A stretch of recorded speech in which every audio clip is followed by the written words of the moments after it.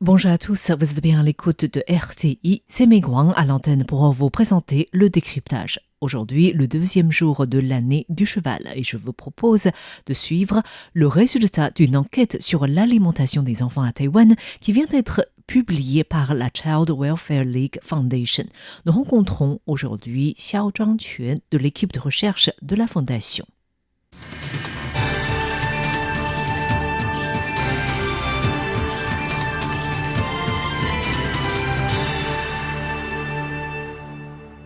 En cette période du Nouvel An lunaire, les familles taïwanaises sont remplies de nourriture allant des plats jusqu'aux snacks ou aux sucreries. L'alimentation est un élément principal en cette période des fêtes. Prendre du poids est ainsi l'une des conséquences de ce long congé du Nouvel An lunaire.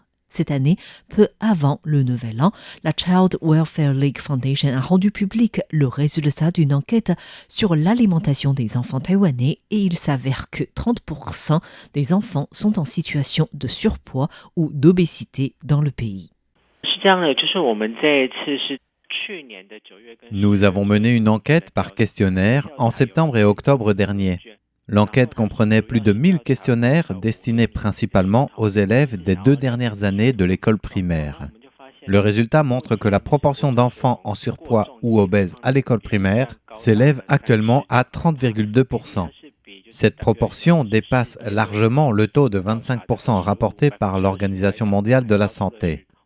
En comparant ces résultats avec l'IMC actuel des adultes taïwanais, la proportion des personnes en surpoids ou obèses est nettement plus élevée que celle des élèves du primaire, puisqu'elle atteint les 50,8%. Cela indique que l'obésité et les problèmes de santé méritent une attention particulière dès le plus jeune âge. Ces questions nécessitent une intervention précoce afin d'identifier les messages sous-jacents et de déterminer les améliorations. Les 2 dernières années de l'école primaire à Taïwan concernent des enfants entre 11 et 12 ans. L'enquête de la Child Welfare League Foundation dévoile également l'habitude alimentaire de ces jeunes qui a un lien direct avec leurs conditions physiques, comme nous explique Xiao Zhangquan de l'équipe de recherche de la fondation.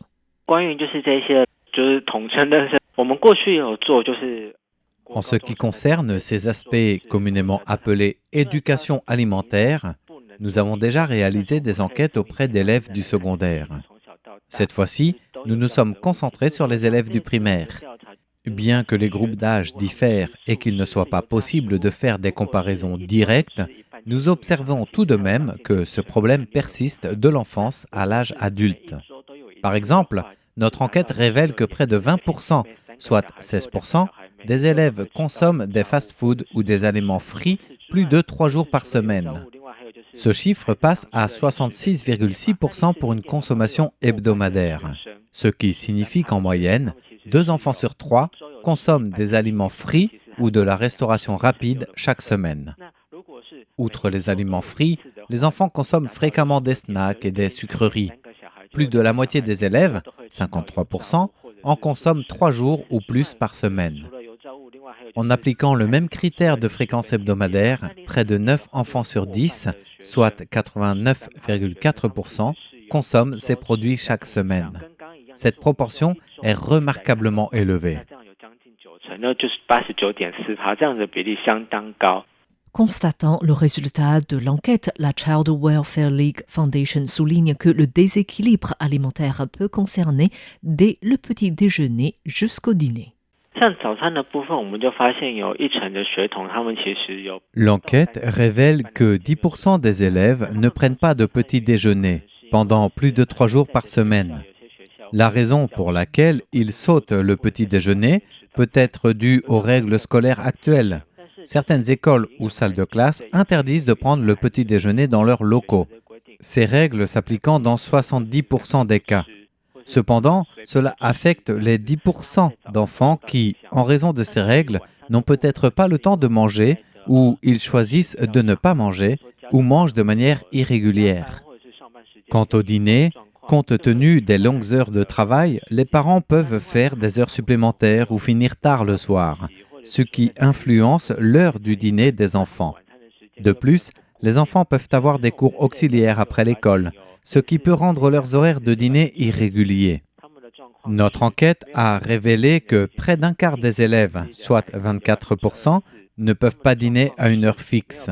Ces horaires de dîner irréguliers peuvent affecter le sommeil ou les routines quotidiennes des enfants.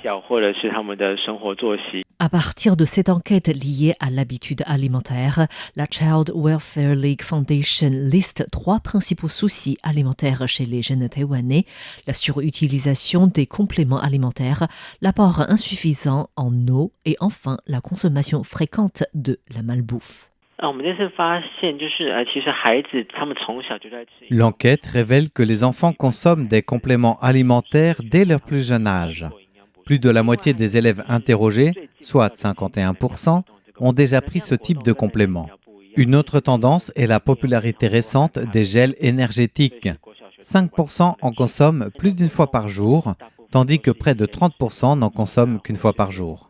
Compte tenu des compétitions accrues auxquelles sont confrontés les enfants aujourd'hui, en particulier dans le cadre d'activités extrascolaires telles que les compétitions de club ou les événements sportifs scolaires, les élèves peuvent consommer ce type de produits.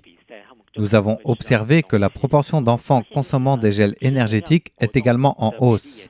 Ce taux s'élève actuellement à environ 20%. En ce qui concerne les compléments alimentaires et les gels énergétiques, certains enfants consomment les deux de manière alternée.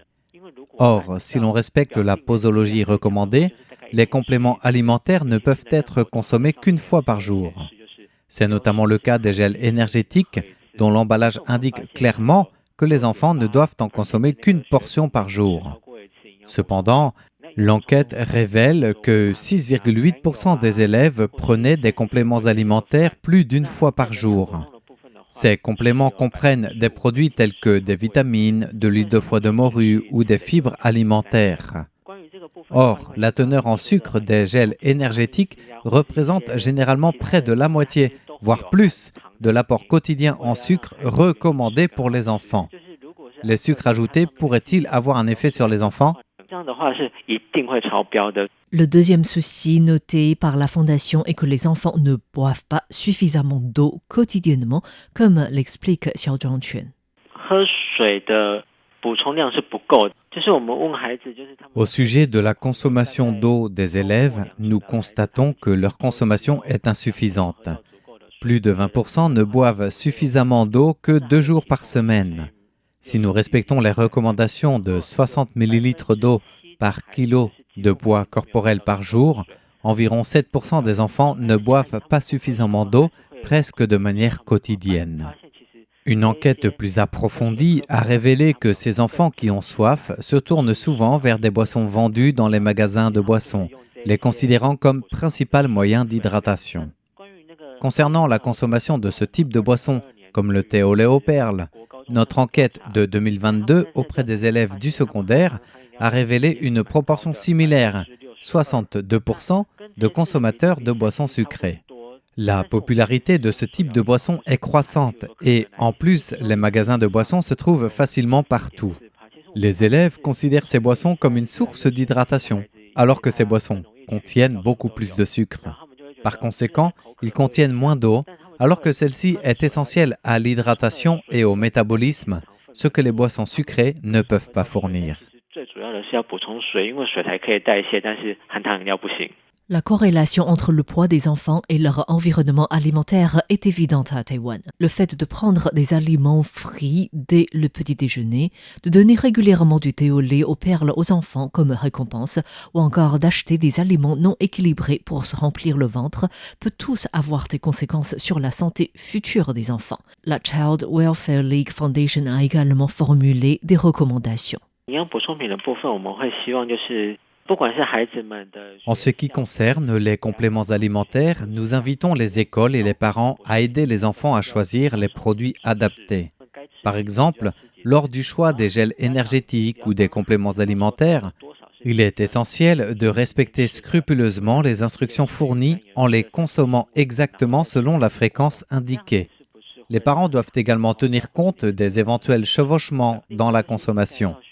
Par exemple, si un enfant consomme de la vitamine C, de l'huile de foie de morue des compléments alimentaires riches en fibres, puis un gel énergétique, cela peut entraîner une consommation excessive de sucre ou un apport redondant en composants nutritionnels.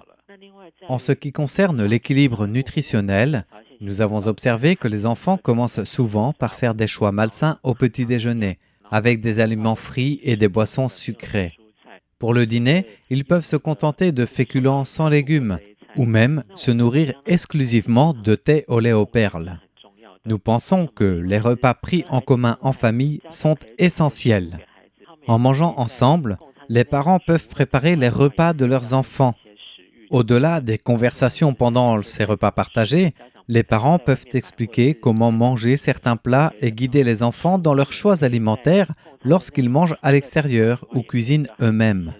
Cette approche favorise une plus grande diversité alimentaire et un meilleur équilibre dans les habitudes alimentaires des enfants.